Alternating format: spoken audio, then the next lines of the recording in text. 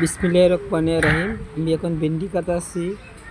এখন আমি দিলাম লাল মরিচের গুঁড়া, এখন দিলাম জিরা পাউডার, দিলাম আমি হলদি পাউডার, এখন দিলাম কারি পাউডার, এখন দিলাম আদা রসুন, 1 চামচ আদা রসুন, দিলাম লেবুর রস, দিলাম 1 চামচ লবণ। এখন আমি সুন্দর করে মাখাইতেছি।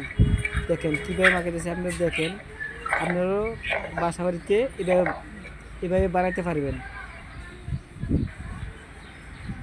আমি দিলাম 1 কাপ বেসন, দিলাম 1 কাপ ময়দা। আমি এখন মাখাইতেছি।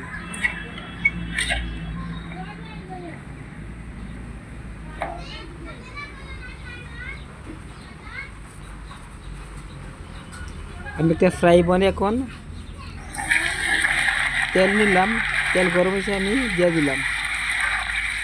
দেখুন অসাধারণ, অনেক সুন্দর হয়েছে কালারটা।